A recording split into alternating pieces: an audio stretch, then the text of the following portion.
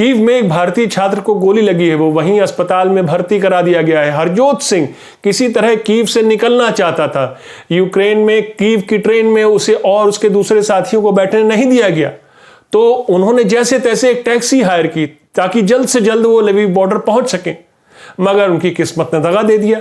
रास्ते में कुछ बंदूकधारियों ने अंधाधुंध गोलियां उनकी गाड़ी पर चलानी शुरू कर दी। हरजोत के कंधे और सीने में गोलियां लगी। ये पिछले इतवार की घटना है जिसका आज खुलासा हुआ है। हरजोत ने एनडीटीवी को बताया कि उसने इंडियन एम्बेसी से कई बार संपर्क करने की कोशिश की, अपनी स्थिति बताई, मिन्नतें की कि किसी तरह उसे और उसके साथियों को यहां से निकाला जाए और लवीव बॉर्डर तक पहुंचा दिया जाए, मगर एम्बेसी वालों ने केवल सवाल पूछे, झूठी दिलासा देते रहे। उधर ट्रेजेडी देखिए, नवीन शेखरप्पा की बॉडी अभी तक वापस नहीं लाई गई है। उसके माँ बाप अपने बच्चे के अंतिम दर्शन अभी तक नहीं कर पाए हैं। और इस बीच कर्नाटक के बीजेपी विधायक का निहायत ही असंवेदनशील बयान आता है। बोलते हैं, अरे यहां जिंदा लोगों को लाना मुश्किल हो रहा है और एक लाश तो हवाई जहाज में 8 लोगों की जगह लेती है। और उसी सांस में वो बीजेपी विधायक मोदी जी की वाहवाही करना नहीं भूलते कि देखिए ऑपरेशन गंगा के तहत किस तरह से छात्रों को वापस लाया जा रहा है। प्रधानमंत्री खुद यूपी की चुनावी रैलियों में यूक्रेन से स्टूडेंट्स की घर वापसी का सेहरा अपने सर बांध रहे हैं, जबकि हकीकत यह है कि सैकड़ों बच्चे अभी यूक्रेन के जंगे मैदान में फंसे हैं, हरजोत की तरह, और वहां से निकलने के लिए छटपटा रहे हैं। यूक्रेन के उत्तर पूर्वी शहर सुमी में सैकड़ों भारतीय बच्चे अभी भी अपने हॉस्टल्स में ही फंसे हुए हैं। बाहर माइनस में टेम्परेचर है और जंग का पूरा माहौल है। रशिया बॉर्डर 40 किलोमीटर दूर है, आधे घंटे में पहुंच सकते हैं, लेकिन सवाल यह उठता है कि यहां से निकलने का मतलब है अपनी जान जोखिम में डालना। सुनिए उनकी दर्द भरी दास्तान। लोग सुमी में फंसे हुए हैं, जो कि यहाँ से 40 से 50 किलोमीटर है रशिया बॉर्डर, और यहाँ से जाने में 20 से 25 मिनट लगेगा। और यहाँ से हम लोग जाएंगे, हॉस्टल से निकलेंगे, चारों तरफ स्नाइपर्स लगे हुए हैं, हर तरफ स्नाइपर्स लगे हुए हैं, कहीं शूट हो जाए, कहीं कहीं अटैक हो जाए, कहीं एयर स्ट्राइक हो जाए। हमेशा हर आधे घंटे, हर 1 घंटे पे यहाँ पे एयर स्ट्राइक हो रहा है, यहाँ पे बमबारी हो रही है। इस माइनस टेम्परेचर में आप देख सकते हैं बाहर में कितनी माइनस टेम्परेचर है। इस माइनस टेम्परेचर में हम लोग यहाँ से कैसे निकलेंगे? इतनी सारी गर्ल्स हैं। ये सिर्फ हमारा 3rd हॉस्टल है। ये इतने जो गर्ल्स हैं, ये बॉयज है, सिर्फ 3rd हॉस्टल के हैं। बाकी 1st हॉस्टल है, वहां पे 200 बच्चे हैं। बाकी 2nd हॉस्टल है, वहां पे 200-250 बच्चे हैं। बाकी 6th हॉस्टल है, वहां पे 150-200 बच्चे हैं। टोटल हम लोग 800-900 इंडियंस यहाँ पे फंसे हुए हैं। हम लोग स्टार्टिंग से गुहार लगा रहे हैं, हम लोग गवर्नमेंट ऑफ इंडिया से गुहार लगा रहे हैं, नरेंद्र मोदी से रिक्वेस्ट कर रहे हैं स्टार्टिंग से हम लोग को निकाला जाए। हम लोग यहाँ मारे जाएंगे, यहाँ मर जाएंगे, यहाँ पे निकलेंगे हम लोग खुद से यहाँ मर जाएंगे। प्लीज गवर्नमेंट ऑफ इंडिया हम लोग की हेल्प कीजिए। हम लोग इधर देखिए, इतने सारे स्टूडेंट्स है, बाहर इतने सारे स्टूडेंट्स फंसे हुए हैं। हम लोग की हेल्प कीजिए, नहीं तो हम लोग मर जाएंगे। ये आप देख सकते हैं कितने सारे स्टूडेंट्स हैं यहाँ पे। Please government of India, please हम लोग के लिए कुछ कीजिए, हम लोग को रेस्क्यू कीजिए जल्द से जल्द। हम लोग के पास खाने के लिए, बनाने के लिए पानी नहीं है, कुछ नहीं है। यहाँ पे टॉयलेट जाने के लिए नहीं है हम लोग के पास पानी। हम लोग यहाँ पे क्या करेंगे? हम लोग बहुत परेशान है, पीने के लिए पानी नहीं है। कल रात से हम पानी नहीं पिए, लोग पानी नहीं पिए, बहुत परेशान है। Please government of India help कीजिए हम लोग का, नहीं तो हम लोग मारे जाएंगे यहाँ पे। Please government of India, please Modi ji help कीजिए प्लीज। आप देख सकते हैं कितने सारे बच्चे आपको एक ही फ्रेम में दिख रहे थे, और इन स्टूडेंट्स की माने तो कम से कम 600-700 बच्चे सुमी के तमाम हॉस्टल्स में हैं यूनिवर्सिटी के। उधर खार्किव में आज भी सैकड़ों बच्चे फंसे हुए हैं। वहां सबसे ज्यादा स्टूडेंट्स पढ़ते हैं भारत के, करीब 7000 स्टूडेंट्स केवल खार्किव में हैं जो पढ़ने गए थे। अभी भी सैकड़ों फंसे हुए हैं। एक भारतीय स्टूडेंट जो वहां अब भी फंसा हुआ है, उसने अपना एक वीडियो खार्किव से सोशल मीडिया पर पोस्ट किया। अब ये सुनिए, उसने भी कुछ नई बातों का खुलासा किया है। ये रोमानिया बॉर्डर से 1000 किलोमीटर दूर है। 1000 किलोमीटर यहाँ से रोमानिया बॉर्डर तक जाना मुमकिन ही नामुमकिन है। ठीक है, हमारे पास कोई चीज नहीं है जिससे हम जा सकते हैं। एम्बेसी ने कुछ भी अभी तक ऑर्गेनाइज नहीं किया है खार्किव शहर के लिए। एम्बेसी ने जो बच्चे ले जाए गए हैं, जो आप वीडियो में देख रहे हैं कि हाँ रोमानिया से बच्चों को रेस्क्यू किया जा रहा है, वो सिर्फ और सिर्फ चर्नीव्स की एक जगह है जो कि रोमानिया बॉर्डर से 20 किलोमीटर दूर है। वहां से तो बच्चे पैदल भी जा सकते हैं, वहां से बच्चों को रेस्क्यू किया जा रहा है। जो असली जगह ये जो खार्किव, जो यूक्रेन का एंड है ईस्ट साइड में, जो रशिया से 20-25 किलोमीटर दूर है, सिर्फ यहाँ 7,000 बच्चे पढ़ते हैं। 7,000 टोटल 20,000 स्टूडेंट है यूक्रेन में, उसमें से 7,000 स्टूडेंट यही हैं, क्योंकि यूक्रेन की सबसे बड़ी यूनिवर्सिटीज यही हैं। तो यहाँ जो बच्चे हैं वो अभी तक कोई उनको कुछ भी इंफॉर्मेशन नहीं मिली है, कैसे जाएंगे, क्या होगा। ना यहाँ खाने को है, ठीक है, लोगों के पास खाने को नहीं है। यहाँ पे सब कुछ बंद हो चुका है, खाने की दुकानें वगैरह सब बंद है, ठीक है।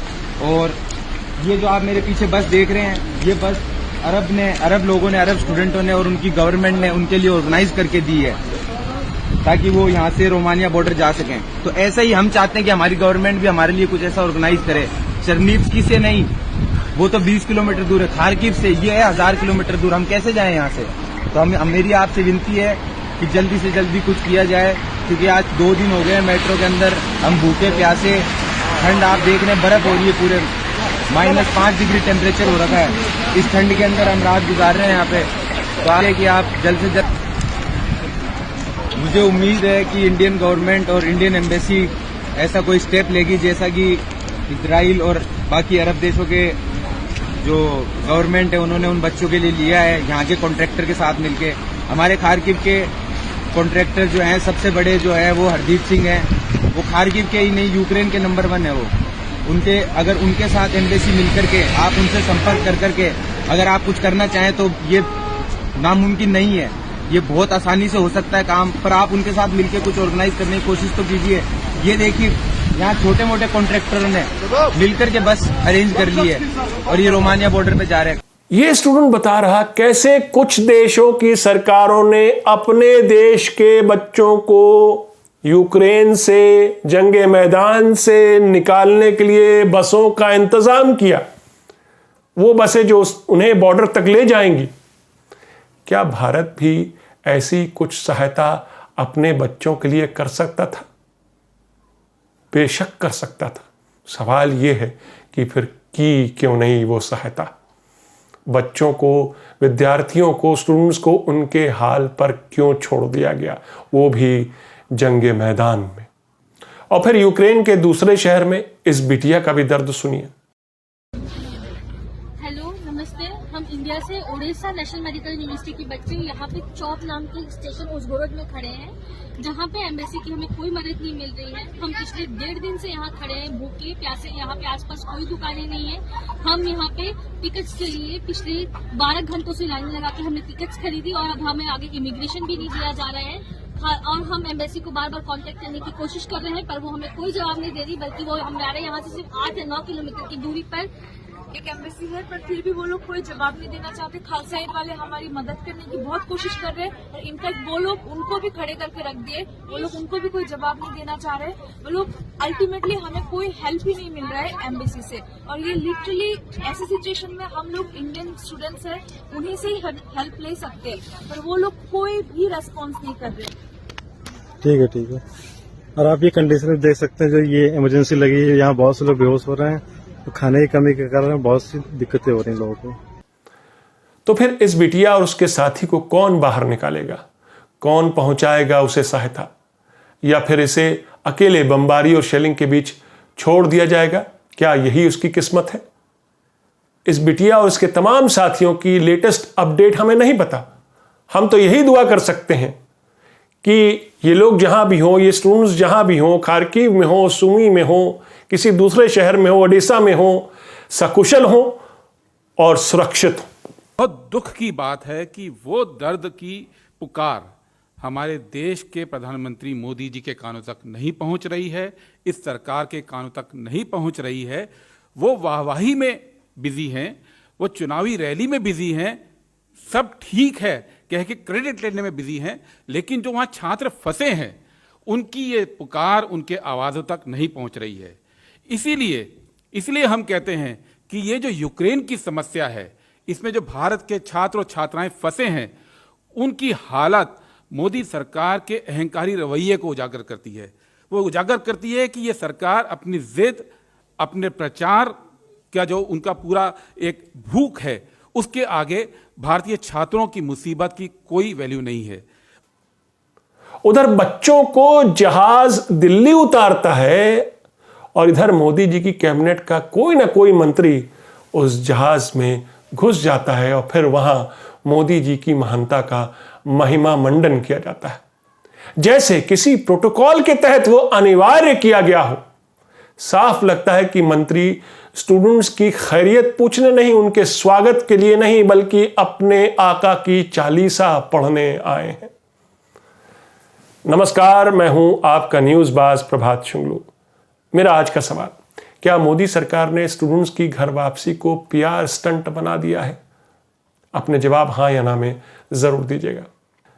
ऐसे ही कल रक्षा राज्य मंत्री अजय भट्ट जहाज में घुस जाते हैं, भारत माता की जय के नारे लगवाते हैं स्टूडेंट्स से, लेकिन स्टूडेंट्स को यह बताना नहीं भूलते कि वो मोदी जी की वजह से ही बचकर आए हैं और मोदी जी की जय के नारे भी लगवाना चाहते हैं, मगर बच्चे की आवाज थोड़ी मध्यम हो जाती है।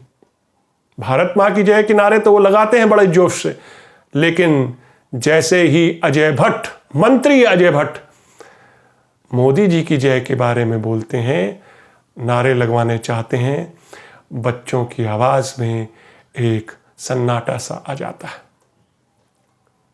मैं वो वीडियो आपको नहीं दिखा रहा, उसकी फोटो दिखाता हूं और पीछे से वो आवाज आप सुनेंगे, वो मोदी कैबिनेट में रक्षा मंत्री अजय भट्ट जी की ही है। सुनिए।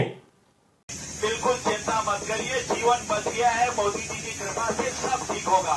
भारत माता की, भारत माता की, माननीय मोदी जी जिंदाबाद, माननीय मोदी जी, भारत माता की। यानी मोदी जी के मंत्री मोदी जी की इमेज चमकाने में लगे हुए हैं। वो लोगों को बार बार ये मैसेज दे रहे हैं कि स्टूडेंट्स को घर वापस लाकर मोदी जी ने देश पर कितना बड़ा एहसान किया हो, और मोदी जी ना होते तो बच्चों को कौन पूछता। लेकिन जो स्टूडेंट्स भारत लौट आए हैं, वो स्टूडेंट्स खुद सवाल पूछ रहे कि सरकार हमें यूक्रेन के युद्ध क्षेत्र से तो वापस लाई नहीं, वहां तो इंडियन एम्बेसी ने भी हमारी कोई सहायता नहीं की, कोई बढ़कर आगे नहीं आया हमारी सहायता के लिए। जंग और गोलाबारी के बीच अग्निपथ हमने खुद पार किया। यूक्रेन से बाहर पोलैंड, रोमानिया और हंगरी बॉर्डर तो हम पहुंच रहे हैं। जैसे तैसे सारी मुश्किलों को सहते हुए, दिन रात पैदल चलकर, बिना खाए पिए, तो फिर सरकार किस बात के लिए अपनी पीठ थपथपा रही? क्या हमें बेसहारा जंग के बीच छोड़ने के लिए? जब हम दूसरे देश पहुंचे तब सरकार हमें एयरलिफ्ट करके वापस दिल्ली लाई। ये इवैक्यूएशन कैसे हुआ? छात्र अब ये पूछ रहे हैं, ये इवैक्यूएशन कैसे हुआ? किस बात की जय जयकार हो रही है? इवैक्यूएशन जंग के मैदान से होता है, ये तो सिंपल एयरलिफ्टिंग है, जो अगर हालात इतने ना बिगड़ते तो हम अपने पैसों से वापस आ जाते। वही सरकार जिसे स्टूडेंट यूक्रेन में ढूंढते रहे, मदद मांगते रहे, मगर मदद नहीं मिली, उसी सरकार के मंत्री युद्ध क्षेत्र के बाहर पड़ोसी देश में कैंप लगाकर बैठे मिलते हैं।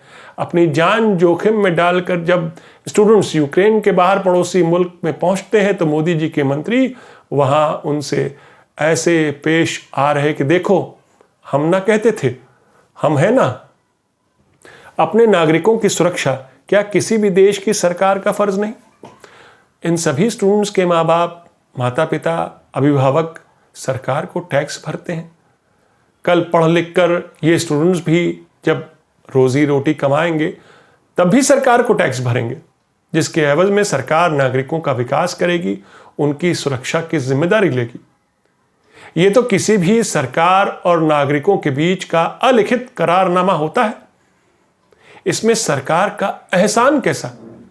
और तो और प्रधानमंत्री जो खुद को प्रधान सेवक कहते नहीं थकते, स्टूडेंट की घर वापसी को भी चुनावी रैलियों में भुना रहे, जैसे कभी बालाकोट स्ट्राइक को बुलाया था या पुलवामा के शहीद सैनिकों के नाम पर वोट मांगे थे। मेरा आज का सवाल, क्या मोदी सरकार ने स्टूडेंट्स की घर वापसी को पीआर स्टंट बना दिया है, उसकी तरह पेश कर रही पीआर स्टंट की तरह? अपने जवाब हाँ या ना में जरूर दीजिएगा। तो ये थी आज की न्यूज़बाजी। फिर मिलेंगे एक नई न्यूज़बाजी के साथ। तब तक के लिए नमस्कार।